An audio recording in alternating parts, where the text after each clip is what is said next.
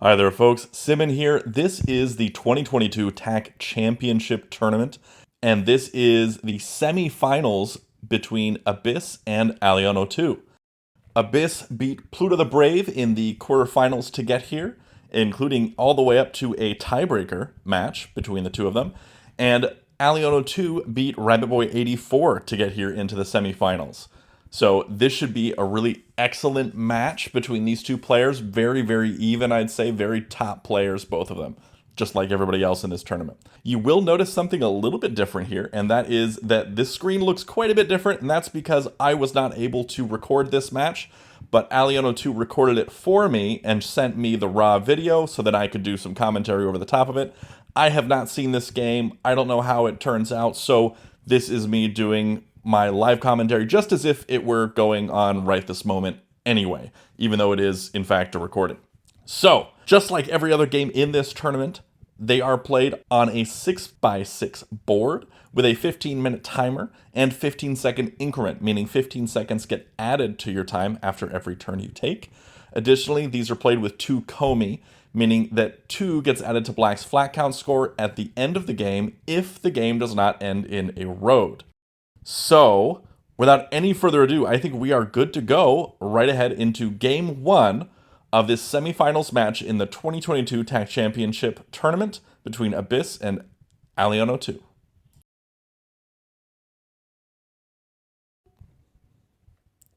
All right, looks like alion02 placing down at A1. And Abyss may not be ready. And you are seeing it as if I'm playing the game, but I'm not. Again, this is just alion02 recording it for me. So alion02 jumping right into that Knight's opening that we see so often, playing that very early over there into E4.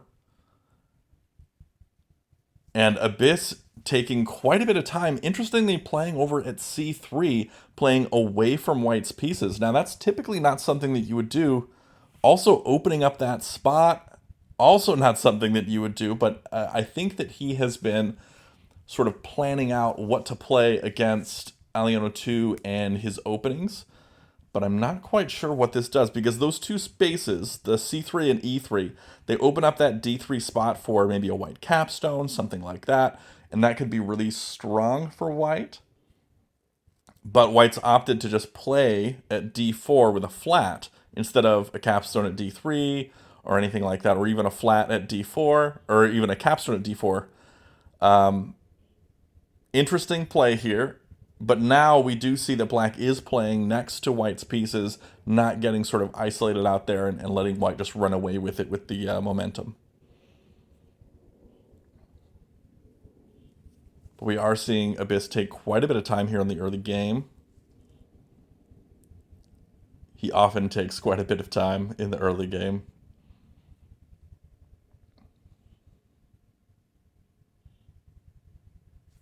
Now white is going for that horizontal, but they haven't quite given up on that vertical line yet off to the side on F.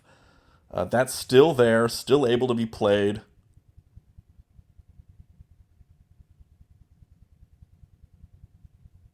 Black drops the capstone, white was ready for it and immediately plays a flat there at C4. I think what's happening is alion02 is being very careful with the time and knowing, just trying to plan ahead as much as possible and play these moves quickly in the early game because he knows that he'll be wanting to use that time later. And he knows that Abyss will be using a lot of this early game time.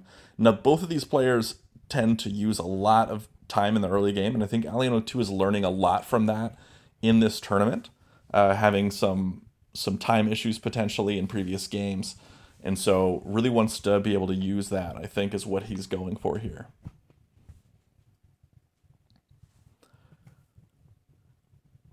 And Abyss could decide to play again at like F3 and continue on for his own horizontal, knowing that his capstone can come up and interrupt this line. And I think that might be the way to do it. If he does come up with the capstone, we might see white's capstone drop at D3 where black's capstone currently is. So a flat at F3 seems fine. B4 even works. I think F3 is the best right here, though, because it stops that vertical on that right-hand side. No, it doesn't. place it b3 instead, which I feel like does neither of those things. Brings up the capstone. White dropping a flat or a capstone here. I think the capstone is what I expected to be dropped there. He picked it up and he thought about it. It's interesting. We get a little extra insight in these because it's from his perspective. He picked up the capstone, planned on dropping it at d3. Now he's thinking better about it, thinking, should I do this? Yeah. And he ultimately decided to drop that capstone there at d3. Now he's got that spot blocked off from black. Black won't be able to really make that vertical or that horizontal line there too much at all. Maybe black will start to build around underneath the capstone, build over at d2, c2, e2, something like that. Black could also just play again at f3 and maybe try and do something there, or could switch gears, play up at like c5, and start going for a vertical line, cutting off white's horizontal at the same time. But white does still have that opportunity at f3, f5 to go for that vertical line. So it's something that he's got to be aware of. But we do notice alion02 is at 16 minutes now. He's gained a minute in time since we started, whereas Abyss is down to 12 and a half minutes on the clock. And that is big. So it looks like black is building up at c5, which is very much going towards that vertical line, switching gear, switching direction, going for that vertical instead of sticking to that horizontal, which is something that a lot of new players struggle with. They will stick to one direction. They think that, I've got this, I've built up towards this, I need to continue pushing for this horizontal line this whole time, when in reality, switching to a vertical might work out better for them. Shifting directions can really throw your opponent off, number one, but also be a lot more adaptable and easy to make these threats than trying to really force one threat at a time. So that is something that new players will struggle with. And hey, if you're a beginner, this is something you can take note of. And we do see that white is playing e2. Now, I like e2 for a number of reasons. So e2 works for a few ways. So e2 is working for that vertical line.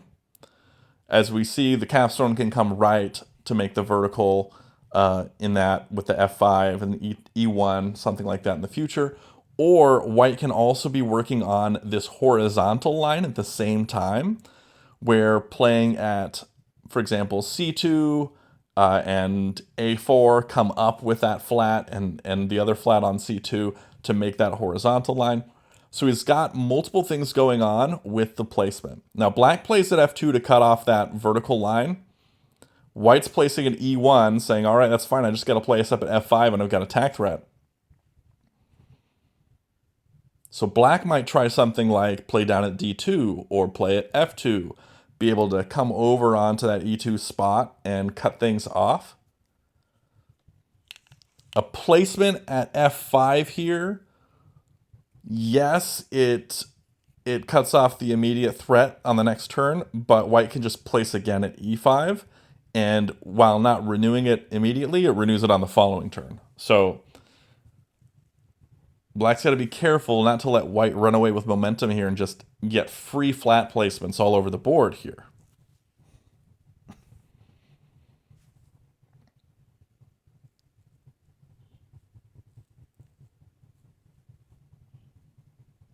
It's a tough spot to be in for black, but it's not necessarily losing or anything. It's just a difficult decision to make because he's got a lot of options to stop this threat and to stop this line that white's building. But which one do you choose is the hard thing to decide on.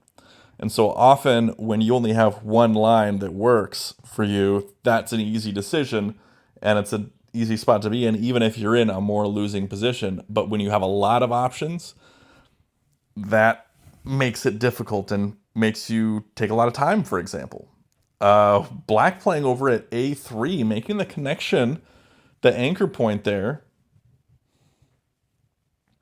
I am interested in this, what his thought process is.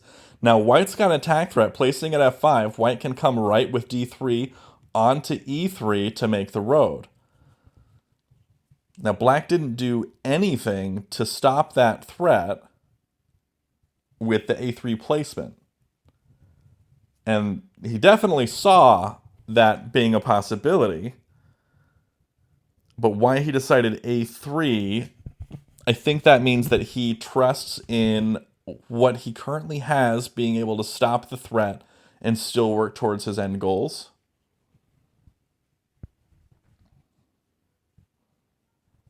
Now, if he didn't have to worry about the threat, a3 would be really good because it works towards that horizontal, but also it is really close to a connection with a1 to go for the vertical as well. So it's a good spot to be in for black, but he's got to make sure he can take care of this white threat before it becomes a danger. So if he captures up with e3, for example, onto e4, does that... So it does stop the threat, and the threat I don't think can be immediately renewed. Yeah, so it can't be immediately renewed if he does do e3 plus, but what he's doing there is sacrificing part of his horizontal line to interrupt white's vertical. Now, alion02 is still above the start time on his clock right here, and Abyss is down below 10 minutes. So definitely seeing a big gap forming in terms of time spent and time available. So Abyss is going to be pressed for time, as he usually is, at some point in this game. And I can't criticize Abyss for spending a lot of time in the early game like this, because he's better than I am. And I am known for spending way too little time per turn, especially in the early game. And that gets me in trouble. And Abyss gets in trouble for spending too much time in the early game. However, he does still consistently come out on top and win against top players all the time. He is one of the favorites to win this whole tournament. So black decided not to go for the e3 plus, decided to move that capstone over for a much safer, I'd say, play. Now, interestingly, if black is able to place at d4 on the following turn, that's attack threat in the horizontal direction for black. Black does still have some stuff going on for the vertical. Even if white plays at d4, for example, black can play down at a2 or at c6 and work towards that vertical threat, throwing the capstone over left onto c4.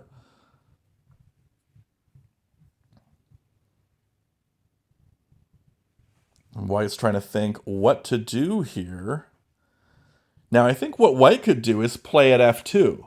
Now, white playing at f2 kind of just really sets in this sort of edge crawl and says, hey, I'm going for this. And if black plays at d4 on the following turn, white comes right with capstone and cuts off black's threat and makes their own. Or white comes up with f2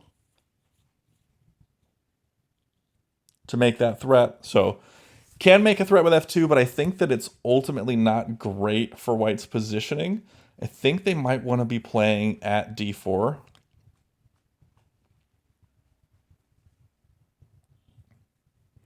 That d4 spot, that square seems to be really instrumental, and I think that it's a good one to jump into at this point. But alion02 finally taking quite a bit of time on this turn. I think he's taken 2 minutes deciding what to do for this move.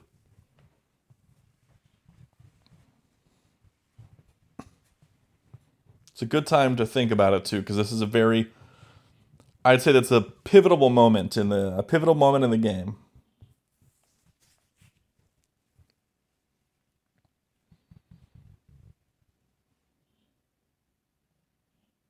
But yeah, I like black's position here quite a bit, actually. White is pretty close to some threats and to cutting off black doing anything, but I don't know that I agree with that b5 placement. I think that was a tough play, but I understand why he went for it. So b5 is there to sort of be a buffer against c5. So if black plays, for example, at d4, making that horizontal attack threat, white can come right with b5 onto c5 and stop it. That threat goes away, and white's still building towards maybe a vertical threat there, also a horizontal. He's got a number of options open to him at that point. And additionally, since it can cut off c5, it's also acting as sort of a buffer against black's vertical line that he's building as well. So yes, I do see why that's a good play. I think that it might have been a little too passive. Might have been a little too passive. Black now did place d4, meaning that that c5 minus move is attack threat here. White looks to be thinking about moving the capstone left onto c3.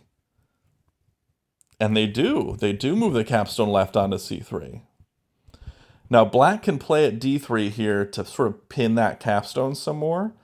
But he's going to be in a risky position here pretty soon. This b5 placement and the capstone moving left, I actually see now how good of a play that was. It's working out pretty well for him because he's got this sort of half connection here to the e2 and the e1 that he can build up with a d2 placement soon. That's going for that vertical line. He wants to play up at b6 at some point, I think. This is a good spot for white now. I am changing my tune. That b5 really set up for this capstone move, and it seems like that was his plan all along to make this series of two moves. So black did play here at d3 to sort of pin that capstone in. It's a tough spot to be in. White probably going to play here at c2.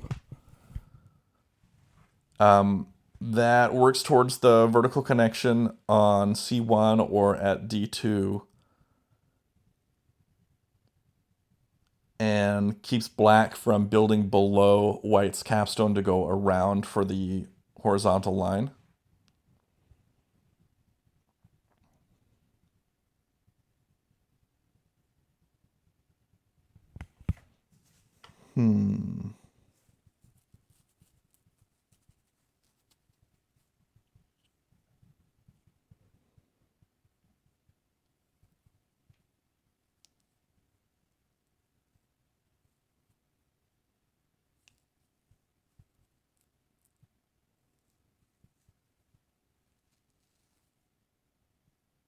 I'm not sure why white's taken so long here. He had to have been expecting the d3 placement.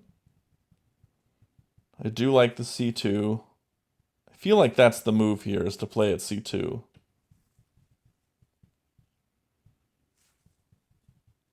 And you may see black play at a4 after that to try and cut in on b4 to cut off that vertical line. So if he plays at a4 now, black, that'll be working towards cutting off the vertical line and also creating the horizontal threat again, right above that capstone. In addition to working towards black's own vertical threat over on A. So he's got a lot going on for him right now.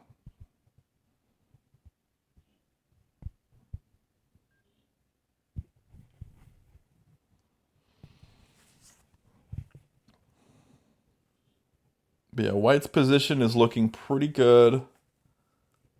I would say advantage goes to white right now, but it's not that strong, I would say. I would say that it's still fairly even.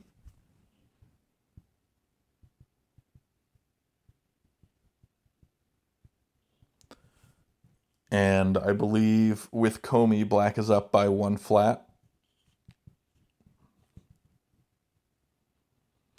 But where it becomes uneven is when we look at the time. So alion02 is down to 11 and a half minutes on the clock, and Abyss is down to below 6.5. So that is a significant time buffer. Black dropping a wall at D2 really wants none of that vertical line that White's building. I don't know if I agree with that. That is a pretty defensive play. Pretty defensive, I'd say. He didn't need to do that quite yet, but I see what he's going for. He didn't want White to be able to play up at b6 and have that dual prong threat that he couldn't stop by placing.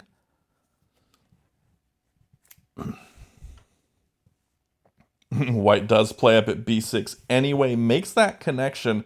So now this is attack threat here. Playing at c1 would be a road. Black's got to be able to stop that. He can stop that by coming left with the wall, which he does. Could have also placed at c1. Could have done a number of things. But now what he's done is with this wall on c2, White's capstone is again pinned still. But if he wants to smash that wall at any point, he's giving up a road. And so he's got to be able to move. White's capstone can move left and right, fine. There's no issue with that. White is again looking over at that right-hand side, but deciding to go left, I guess, with it. Try and make the connection down to b2, b1, maybe, to bring that capstone left onto b3 for the road. Black playing down at b1, not letting White make that connection.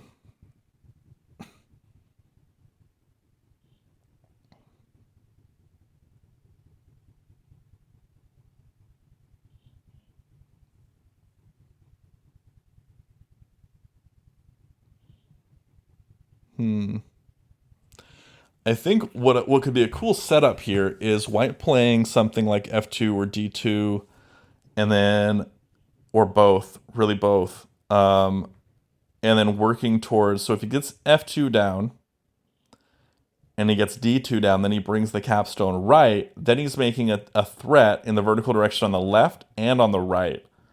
And that's pretty good. It would lead to probably e3 minus to cut off both of those threats, but he's not doing that. He's playing down at c1,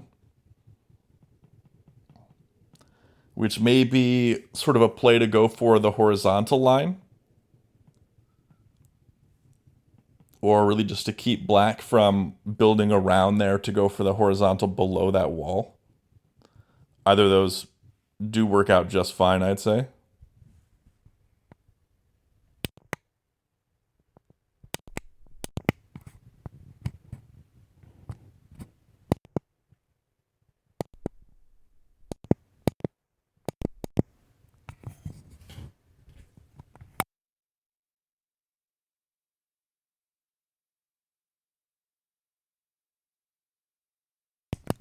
Black does decide to build there at d2, going for, I guess, both the vertical and that horizontal line, but also cutting off White's ability to build for that horizontal down below and set up any sort of Tinuay action that he's been building towards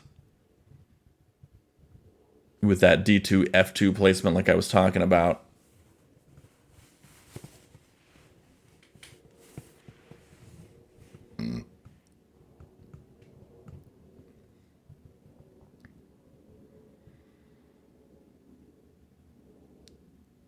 I feel like White should probably just be playing down at d1 to keep Black from making that connection. But also the d1 still works towards that horizontal line down at the bottom. I think d1 is good here. He does go for the d1 placement. And again, the horizontal connection I'm talking about is if he plays at a2 and f1, the capstone coming down onto the wall at c2 makes the road. And so he doesn't have to worry about leaving behind the black flat there, because that is what we would call the dragon clause.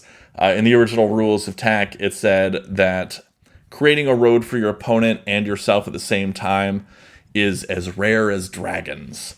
And the ruling is that the active player, or the player who made the move, is the one who gets the win.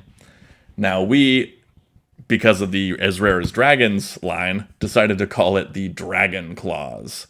And that has kind of stuck with the community for a while, and we stick to saying that. So dragon clauses are fun. They are pretty rare.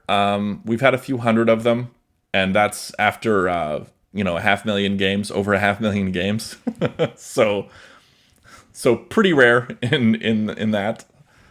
But they're always fun to get, and so I like to try for dragon clauses as much as I can. Black playing over at f2. I mean, this is opening up for an f1 placement for white. White playing at f1 is still blocking off black's ability to go for that vertical line that it looks like he's trying to go for. And it also works towards white's horizontal. Like, this is a good spot. Playing at f2 for black kind of helped white play at f1. It's a good spot right now, I'd say, for white. White's in a good position. I would say white is definitely in the lead here. But black is certainly not out of the game. Certainly not out of the game yet. There's quite a bit more tag to be played. Again, this is only turn 18 that we're on right here. And typically, around turn 20 or so is when things really start to shift in a game of tack, tournament-wise, in a competitive game of tack, that is. Okay, so black did play at a2 to stop that threat from happening, which I think was necessary. But like I was saying, turn 20-ish is where that shifts dramatically, because you'll see a lot of captures start to take place, and then the stacks will form, and then a lot of sort of chaos ensues, and that's when a new board state emerges after the 5, 6, 7 turns, and then we're sort of looking at a new game of tack almost.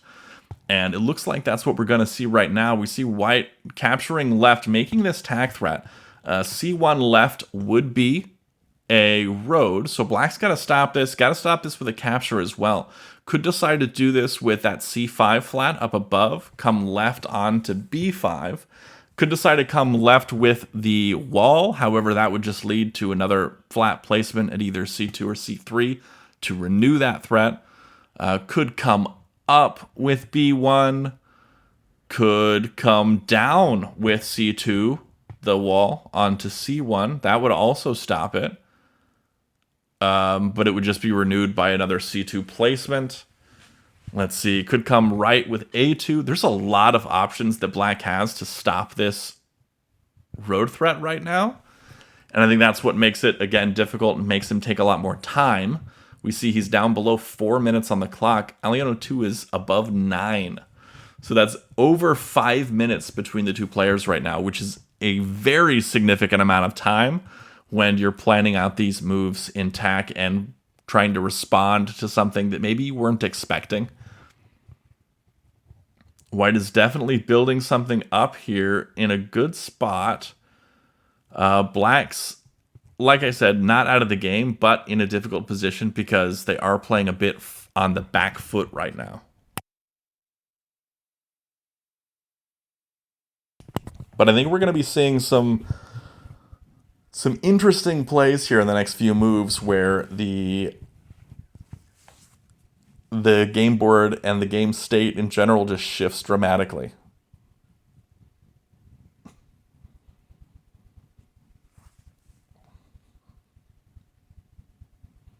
Abyss down below 3 minutes on the clock now. Really pushing it. But it is an important time to take a lot of time on a turn to make sure you make the right move here, because this is at a very pivotal moment in the game. Another very pivotal moment, I'd say. Just because of how this whole thing could shake out in terms of capture wars and things like that. But he does decide to use the C5 flat coming left onto B5. I think that was the best move.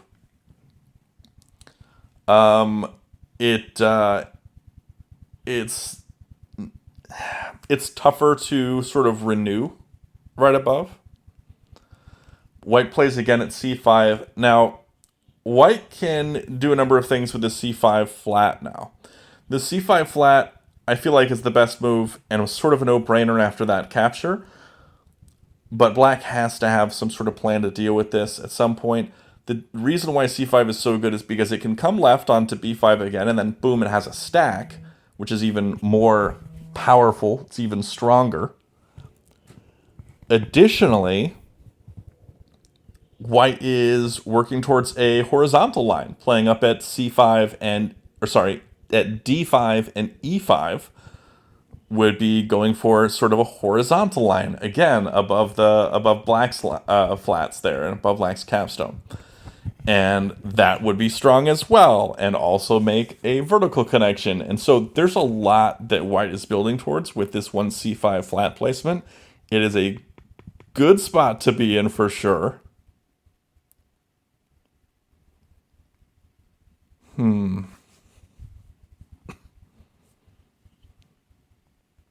Okay, black comes left with the wall. Now, this is tricky because white wants to smash that at b2, but can't because it would lead to a road for black. And so white might decide to drop a flat here at c2, which I think makes a lot of sense. A flat at c2 allows white to renew the threat by either capturing left onto b5 or just placing up at c6, because the threat would be bringing the capstone right onto c3. And so I think c2 is the right play here. It also keeps black from building towards this horizontal that they've got going on, partial at the bottom. It's not super strong for a horizontal down there because of all the white flats at the bottom there, but I mean, it's still there. But yeah, Abyss down to 140 on the clock, and alion02 down just below 8 minutes now. So quite a bit of a buffer that alion02 has to think about these moves. It looks like he is playing at c2, not currently attack threat, but building towards the threat of placing at c6 or capturing c5 left onto b5. And if you're wondering about my c5 left and things like that, what I'm saying, that is portable tack notation. You can see that off to the left-hand side of the screen. And that is how we sort of record tack moves. It's very intuitive, easy to learn once you learn the basics of it. I have a video on Tack University called Portable Tack Notation, or PTN, and that is available to view to give you a quick little primer. Looks like white has played up at c6 now, which is the tack threat. I was really surprised by the flat placement at c3, but it looks like he planned on, as soon as c6 was placed with the tack threat, to come down with c3 onto c2 to get that away.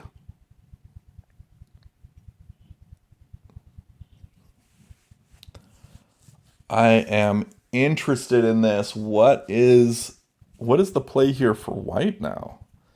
Because white's not going to win a capture war on c2. White can fill in at c3, but it doesn't do much. It looks like alion02 is looking back a couple moves.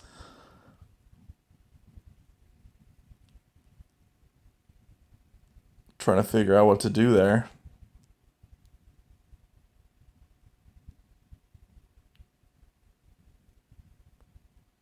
White, okay, white shifting to the horizontal by playing at a4, because then he can work on d and e.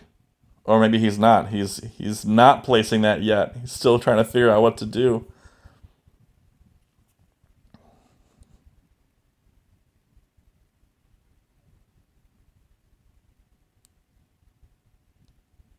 What is the play here?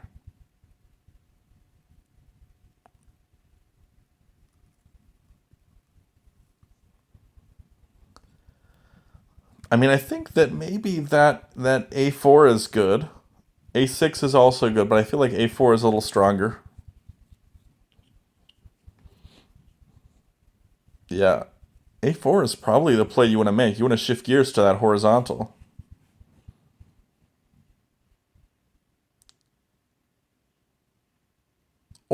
play up above in the D and E line to solidify that.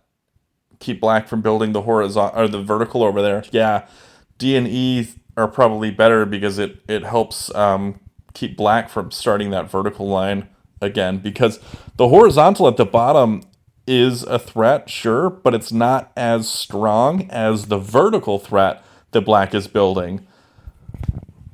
So yeah, I would say you would want to play up in the D and E line. And so he's going to play up at E6.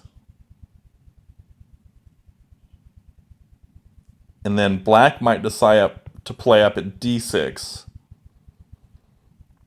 So if he does D6, white probably playing at D5, then black plays at E5, building a little checkerboard there.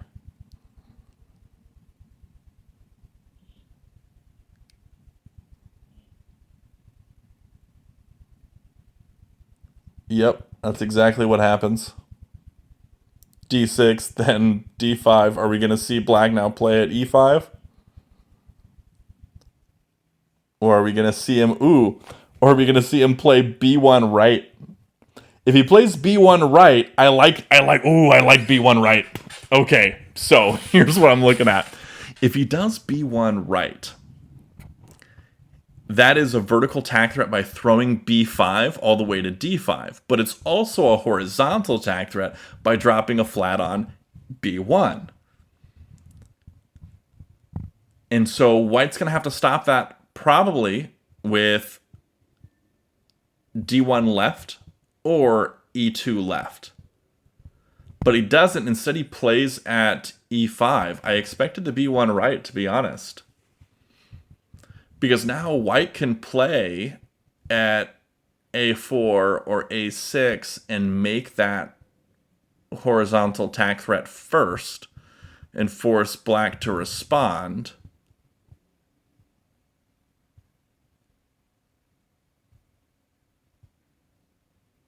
Or capture up onto D6 with D5 to make that same tack threat, but dual-pronged, and force black to respond with a capture. I did like, for black, I liked the B1 right a lot more. He would have also won the capture war on that C1 stack, because if D1 came left, then 2C2 minus would happen and capture that, and boom, he's got that stack. But then white would drop a wall, and then black would have to probably spread upwards.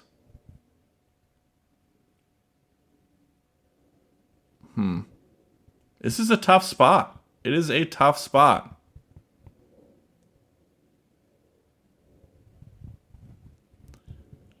But we also take a look. Black was apparently down below 30 seconds on his turn when he placed there at E5. So, oh man, that is crazy. He's down to 39 seconds on the clock. alion02 has a huge buffer of almost 4 minutes. 4.5 minutes on the clock. That's a lot of time. So white did play at A6. This is the tack threat for white. Black's got to make a capture here to stop that. Does come left, make their own vertical tack threat. White now has to make a capture to stop this from happening.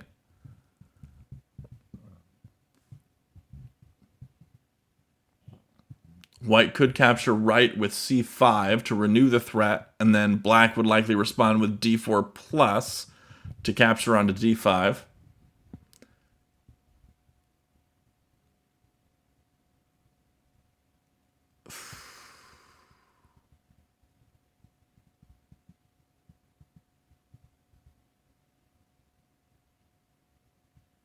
What's he doing? What is he doing?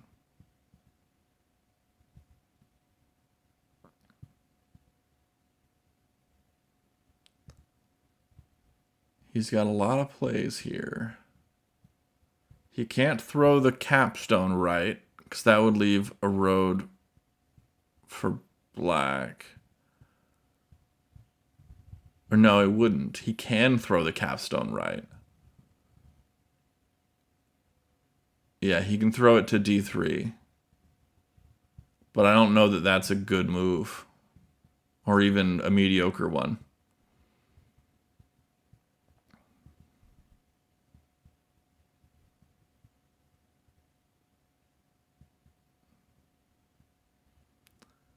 What's he gonna do to stop this threat? I feel like capturing right with c5, even though it loses the capture war, I think that's probably the right move.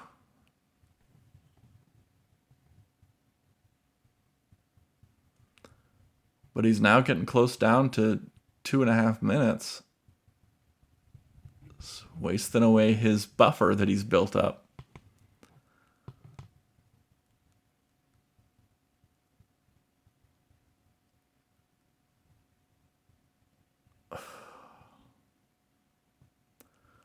Also trying to keep an eye out for anything sneaky, like throwing a capstone stack or something like that.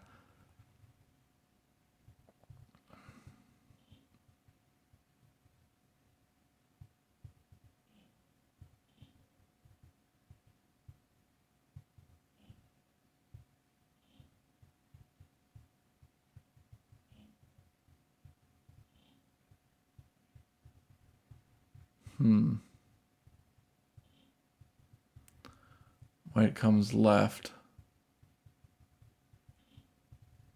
Okay. Is there something sneaky with this? I don't think there is. It does stop the threat. Black can renew by placing at c3.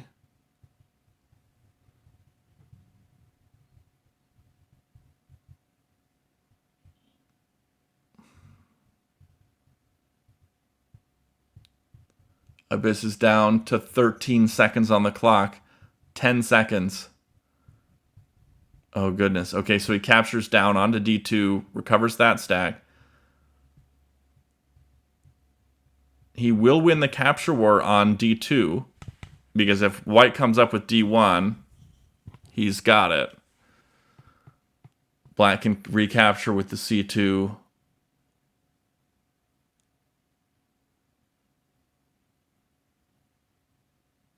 He does come up. 13 flats for white. 14 for black with Comey.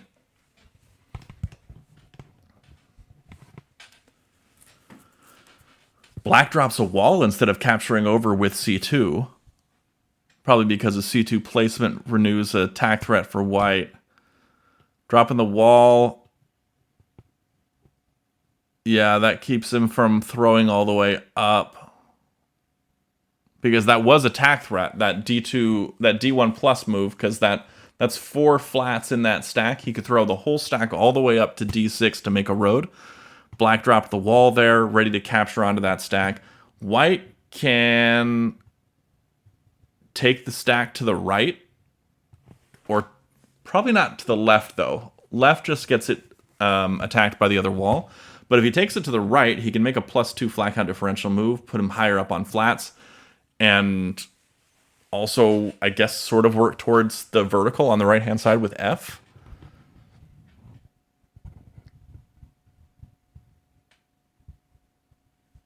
He's in a tough spot, though. Now he's down to a minute on the clock. He's under a minute. Abyss is down to 24 seconds. He did gain some increment on the past 2 turns where he was under 10 seconds on the clock. Yep, he does bring it to the right, which I think is the smart move. Keeps it away from the wall. And also makes a positive flat count differential move. White can capture over here with either F1 or the E2 stack to make the tack threat, but also to stop black from making a really fantastic positive flat count differential move. Let's see, +4 move.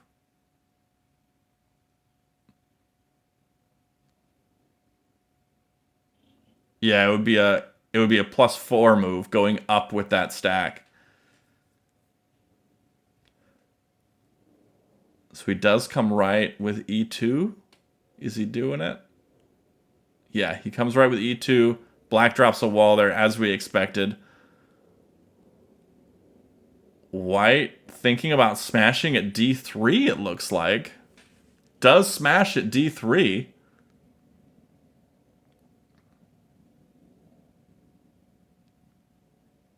Black captures with the wall. I don't understand what the smash... Oh, I think White thought he could throw all the way up to make the threat. I think he miscounted. I think he thought he could go all the way and make the road up at the top. And it was a miscount.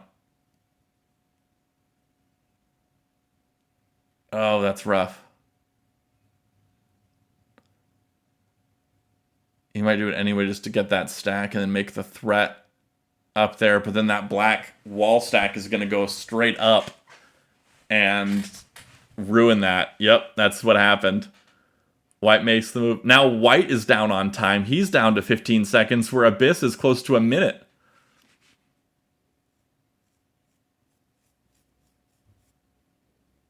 alion02 spreading all the way across.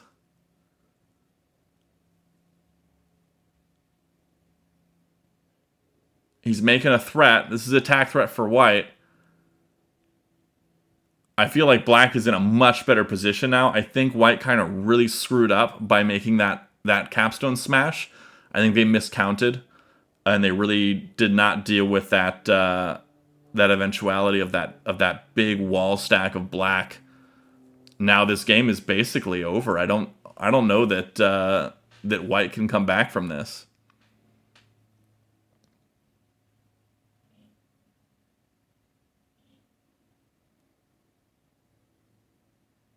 White making another threat. Black can drop a flat or come up with the capstone. That also does it.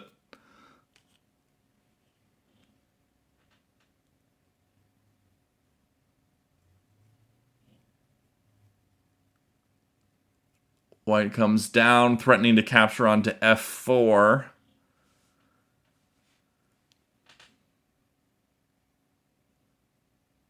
I think Black probably wants to play it like d3, make that tack threat.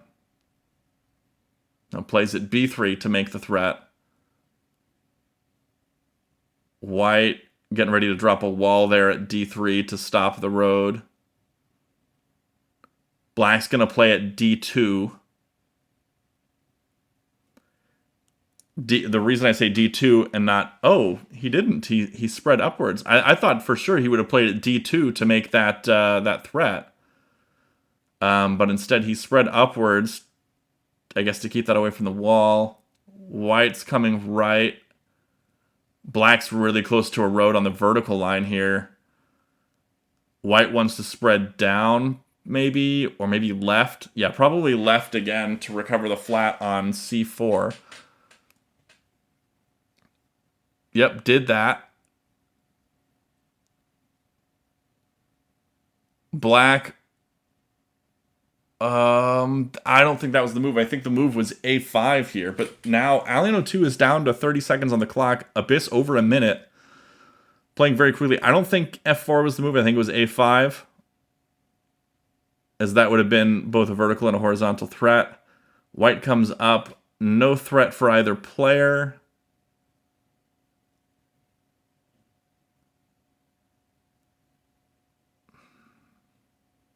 Black dropping a flat. Now this is attack threat for Black. Black can come down and smash on d3. White brings the wall over to stop that. Black dropping again. White making a threat. This is a threat for White.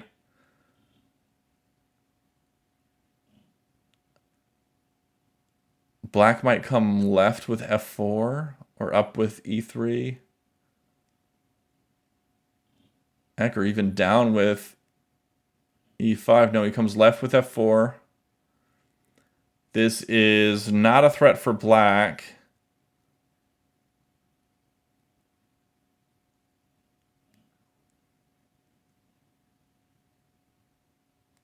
But it's close. I think we're going to see e4, e3 plus here. e3 plus is a threat for Black. spreading left would make a vertical threat, a vertical road, if he does e3 plus.